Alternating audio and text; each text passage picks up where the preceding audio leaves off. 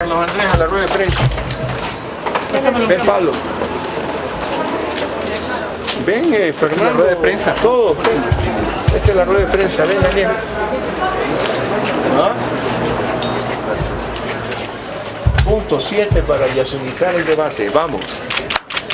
¿Listos? Un poquito para atrás, por favor. Un poquito. No, yo siempre voy para adelante, hermano. Nunca para atrás. Vamos. ¿Listos? Ven, Pablo, ven. Listo, bueno, usted se ha reunido con el colectivo Yasunidos. Ellos han tenido algunas demandas con respecto a la criminalización a los defensores de la naturaleza, contra la situación también petrolera del país. ¿Usted los ha escuchado y cuál es su reacción? En primer lugar, yo quiero poner un marco general de esta reunión. Nosotros promovemos el Ecuador del reencuentro, la unidad entre todos los ecuatorianos para sacar adelante el país, para salir de esta crisis, en primer lugar. Ese Ecuador de reencuentro requiere de diálogo, requiere de comunicación, requiere de derribar mitos, derribar prejuicios, conversar, discutir. Eso requiere mantener canales de comunicación. Probablemente las diferencias no las vamos a resolver en 2 horas, en 1 hora, en 24 horas, en un mes, pero debemos de tener el espíritu de ese diálogo, de esa conversación. Eso en primer lugar.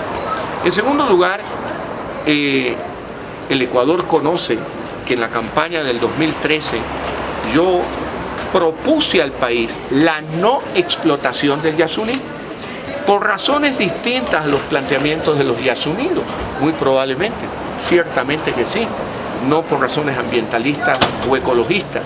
Yo creo en la necesidad de pensar en ese Ecuador post-petrolero y lo miro como un Ecuador diversificado en su economía, que genere oportunidades para los ecuatorianos, que genere empleo para todos los ecuatorianos.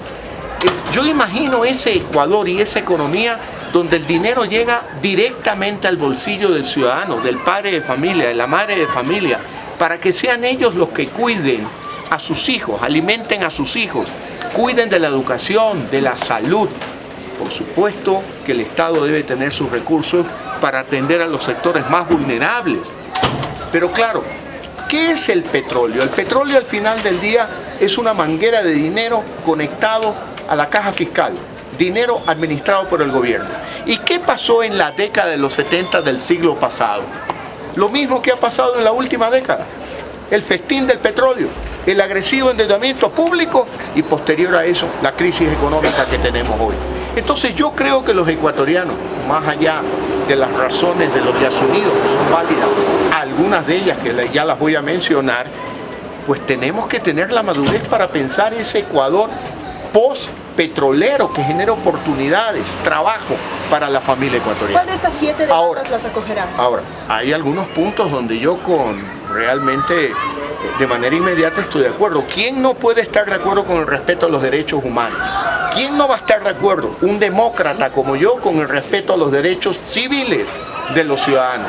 ¿Qué me he comprometido? En primer lugar, tenemos que derogar el decreto 16. No es la primera vez que lo digo desde hace ya algunos meses atrás.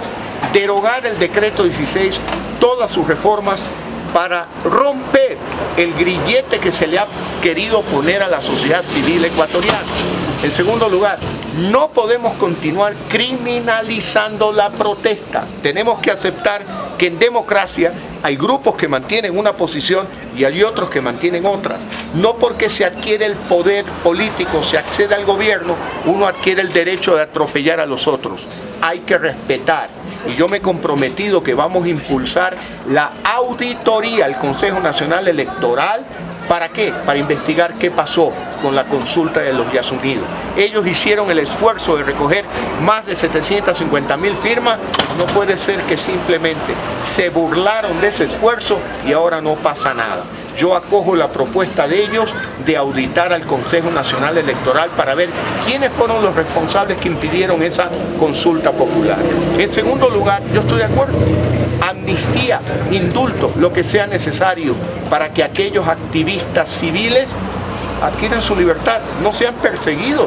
En una sociedad democrática no puede existir la criminalización de la protesta, no podemos tener presos a gente porque piensa distinto al pensamiento del gobierno, y haremos todos los necesarios y aplicaremos todos los mecanismos legales para lograr la amnistía, el indulto y recrear una sociedad plenamente democrática en el Ecuador.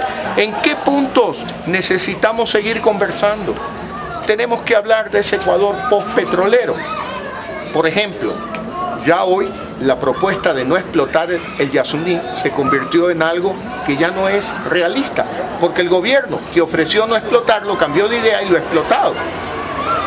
En ese caso, tenemos que, una vez que seamos gobierno, junto con los Yasunidos, hacer un inventario, cuál es la realidad del Yasuní, y sobre esa realidad tomar las decisiones realistas que protejan el interés del Estado ecuatoriano, pero que protejan también, por ejemplo, la vida de aquellos pueblos no contactados, que protejan la naturaleza, que protejan el futuro de la humanidad, el futuro de nuestros hijos, el futuro de nuestros nietos. Tenemos que conversar sobre algunos otros puntos que ellos me han planteado y que yo les he dicho con absoluta sinceridad.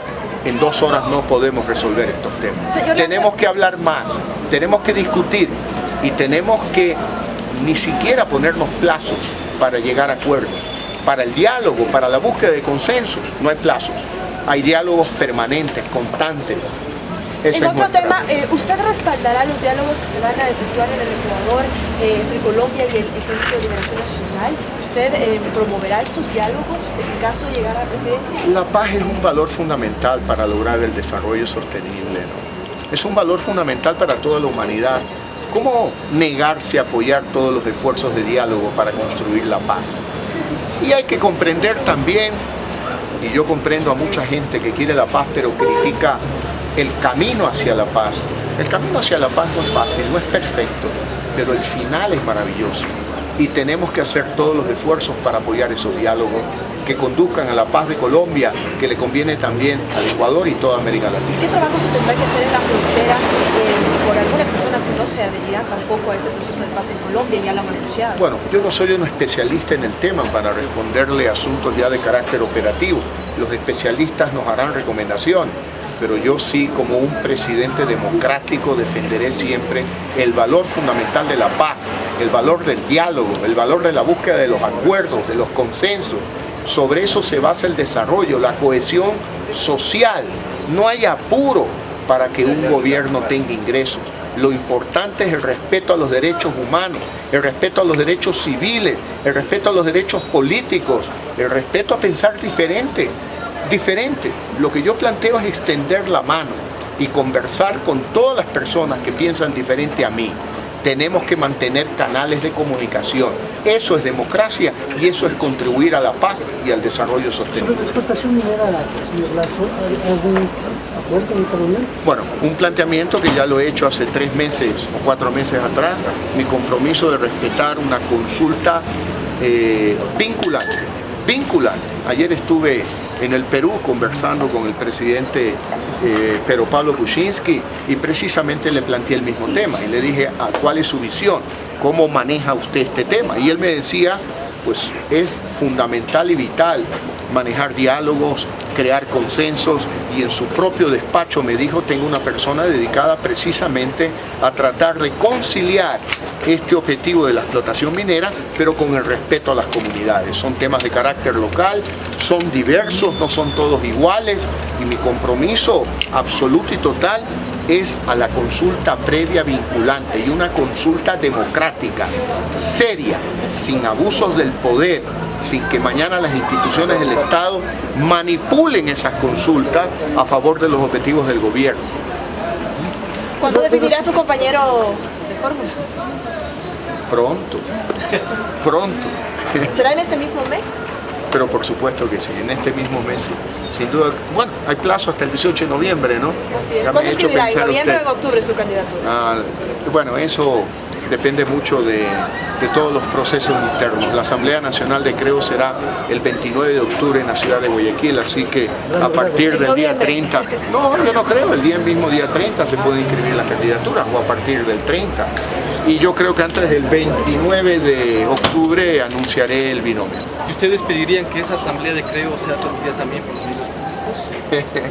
¿Lo harán? Bueno, debería de ser así en un gobierno o en un país o en una sociedad democrática, pero ya sabemos que eso no va a suceder, eso no va a suceder. Esta es una pelea desigual, es la pelea de David contra Goliat, pero nosotros estamos utilizando muy bien, ¿cómo se llama el instrumento? La onda, para poder lanzar en el pleno, en el centro, la piedra. ¿Para qué? Para cumplir el objetivo de los ecuatorianos. El objetivo de los ecuatorianos es un cambio. No es que quieren que cambie el gobierno, sino que quieren un gobierno del cambio. No es cambiar el nombre del presidente de la República, es cambiar la dirección del país. Por más buena persona que sea cualquier otro candidato, lo que los ecuatorianos quieren es el cambio de la dirección del Ecuador. Reconstruir la democracia, reconstruir la economía, para reconstruir la esperanza de todos los ecuatorianos. En una sociedad donde todos se sientan incluidos, donde todos sientan que son escuchados, que son tomadas en serio sus opiniones. Gracias. De los 7 puntos, ¿en cuántos estaría de acuerdo? ¿En cuántos serían conversados? Ya lo contesté. Sí, ¿solo en uno quedaría conversando? En varios, hemos hablado de varios. Gracias. Gracias. Por acá, ¿no? Pero de Yasunidos están de este lado también para... Aquí mismo, por